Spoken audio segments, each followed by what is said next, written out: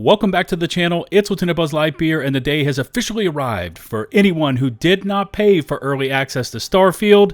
That's right, the game is now available for everyone to play. You've got Game Pass, Windows PC, Steam. It is here. Enjoy it. And with that in mind, I have a ton of Starfield info and updates to run through with you, including some impressive stats both on Steam and Twitch. We've got Starfield mods, some little bits of info for anyone just starting off your adventures, along with an Xbox PSA, and some interesting goings-on behind the scenes with dev updates. You guys have always killed it whenever I upload Starfield content, and I wanted to acknowledge that fact. I'm back after a break to recharge, and I did appreciate seeing your well wishes.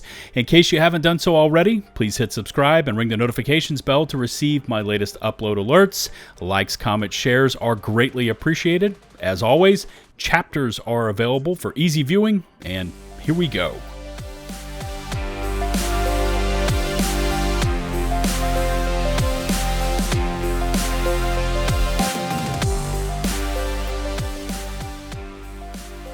Kicking this one off is a brief reminder of the worldwide launch times, which by the time this video goes live will be just after the official rollout for Starfield. Finally, the entire world will have an opportunity to get in and get your feet wet. Some of you are probably out there still grinding and never went to sleep, you savages. And just in case you were having problems getting into the game, we got an Xbox support update about 5 hours before launch, which reads, if you experience any issues getting into Starfield today, please note that we are rolling out the game and it may take time to propagate through the system. If you receive an error message such as, do you own this game or app, or are you too early, please be patient and try again shortly. And I know they use that term propagate, which means to spread and promote, so apparently it takes time for the game to be recognized as live and allow you to boot up. Good luck, and leave me a comment on if you were able to get in on the first time, or if it took you a few tries before you could finally get into the live game.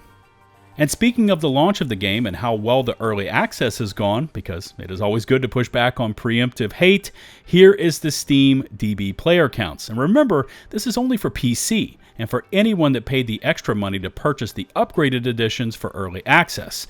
And the 24-hour peak was sitting at about 231,500 players, with an all-time peak at just shy of 250K, and all around, that's not too shabby. Just with the early access PC players, Starfield is sitting at the number 4 spot on Steam behind CSGO, BG3, and Dota 2. Which brings me to this tweet by Peter Ovo. Player Tracker estimates that Starfield has passed 1 million players on Xbox and Steam during early access. And then he has a graphic from Player Tracker, 1 million plus players on Steam via Premium Edition, 1 million plus players on Xbox via Premium Edition, includes consoles and the PC Store. And to see those kind of player counts during early access, which could only be entered by paying for a more expensive version, is really encouraging. Players were hyped, they were eagerly waiting for Bethesda to do what they do best, and if the player count is any indication of how the game is trending, then Starfield is sitting in a position of strength, which is how I received the game and scored it during my spoiler-free review. Link in the video description in case you missed that one. By the way, my channel is not known for reviewing video games, but I put a ton of effort into that one, and overall, I think the review was well received. Sticking along those same lines, and we have this recent headline and article from Game Reactor titled, Starfield is the second most watched first-party game ever on Twitch. Here, let me say that one more time just in case you missed it. Starfield is the second most watched first-party game ever on Twitch. With a further sub-headline reading, it has been bigger than The Last of Us Part 2, God of War Ragnarok, and Pokemon Legends Arceus.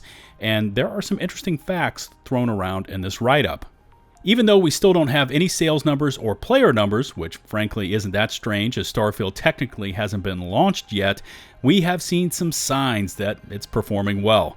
During the weekend, we reported that not only has the Xbox Series X sales on Amazon increased by over 1,000%, it also reached 245,183 concurrent players on Steam, a number that only includes people who have bought the more expensive editions to get the 5 days early access to the game.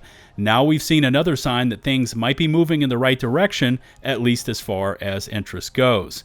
And 1,000%, that's a huge jump up in Xbox console sales, at least according to Amazon. It really kind of flies in the face of that previous Phil Spencer comment that even if Starfield is an 11 out of 10, it won't affect Xbox sales. Continuing on with this Game Reactor article, it's Twitch Tracker that reveals that Starfield is now listed as the first-party game with the second highest recorded number of concurrent viewers of all time, beating titles like The Last of Us Part 2, God of War Ragnarok, and Pokemon Legends Arceus. While this is definitely very impressive, it deserves to be mentioned that Starfield is listed as number 42, which means there are 41 games ahead of it, but only one of those is a first-party game. And by the way, 42 should be a truly significant number, especially if you're a fan of sci-fi, because that is the answer to the ultimate question of life, the universe, and everything. And finishing up this article, so which first-party title leads the pack then? It's actually another Microsoft title, Minecraft. And Minecraft is number one on the chart. Still, congratulations, Starfield. And I knew it had to be that juggernaut, Minecraft, and here my theories were correct. Still, another set of record-setting stats for Starfield, this time with viewer counts over on Twitch. Next up are two pieces of information you may want to consider once you begin your Starfield adventures. The first of which is choosing a name for your character. Now, we've seen Vasco say Captain Howard during the Starfield trailers, but a few days ago, a data miner came up with the entire list of names that our robotic companion can actually recognize, and looking this one over, now I know why Vasco couldn't say Captain Buzz Lightyear. And by the way, if you input a name that Vasco cannot say, he's just going to call you Captain. There's some really interesting names here that he can say. There's some curse words as well. I see animals here, slang terms, and looking it over, now I see that he could actually say Buzz. I guess I should have shortened down my character's name. I'll leave a link to this one in the video description so you can make a more informed decision on how to truly name your character. The second piece of info to consider is Starfield mods, and man, these things are arriving by the minute. You need to head over to Nexus Mods, link to this one as well in the video description, and you'll need to create an account over there as well. But if you can dream it up, it may just be here in this Starfield mod library. There's everything from reshaders to a couple that I have seen but have not yet installed, including a mod to remove that pesky invisible planet barrier so you can circumnavigate planets uninterrupted. I've also seen mods to rework the UI and even to install an FOV slider. So if you're at all interested, there's a ton of customization to be had through this site, and make sure to install the achievement enabler so you can still knock those out even when playing a modded game. Now on to some back-end work being done to the live game ahead of launch, and this one has not been advertised by Bethesda. But over the last few days, we can see several changelogs hitting SteamDB, including a QA, or Quality Assurance staging, 2 days ago, and a dev tech going live just yesterday. Now, both of these could indicate a day one patch incoming for Starfield for the worldwide launch of the game, but we still have no patch notes available, and I would love to see exactly what they did to change the game. And let's finish this one up with a post on the Starfield Reddit with nearly 13,000 upvotes from user Cromulent Kumquat, and it really hits hard when it comes to this broader Starfield discussion. I'm confused. Isn't this exactly the RPG people have been begging Bethesda to make for years? ? For years, since FO4 and even since Skyrim, Bethesda fans have been begging for, and then it's got these bullet points, less hand-holding, more RPG elements, skill checks, backgrounds, etc., more speech checks, more diverse quest design, deeper factions, denser cities, and settlements. And that's exactly what this game delivers. Another question here, right? Plus all the other fixes to age-old creation engine issues like no frame rate cap, better animations, ledge grabbing, that's a clutch one there, visible holstered weapons, better lighting, etc. But all of the discussion about this game seems to focus on a couple of elements: manual landing on planets, manual flying to other systems, that, in my experience at least, it's pretty easy to get over once you've played past literally the first 2 missions. Those don't really ruin the game in the slightest, especially compared to all the other improvements from the last few Bethesda games. Now, normally I would have a little section here where I would tag on my thoughts, but Cromulent Kumquat really touches on all the bases.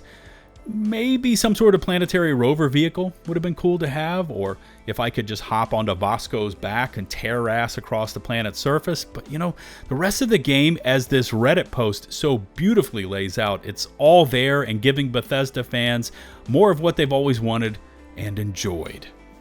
And let's go ahead and wrap this one up right here. I'm sure you want to play some more Starfield, as do I, but make sure to leave me some feedback about any of the topics up for discussion in this one. Remember to hit subscribe and ring the notifications bell to receive my latest upload alerts. Likes, comments, shares are greatly appreciated. All my socials can be found in the video description. Shout out to the nearly 151,000 of you that have stuck with me and hit subscribe, and a huge thanks goes out to my patrons and to those of you firing over those awesome YouTube super chats. I will be getting back into the daily Starfield upload routine with mod reviews, tips and tricks, and general Starfield news, so watch for those alerts. Until the next one, this is Lieutenant Buzz Lightyear, signing off.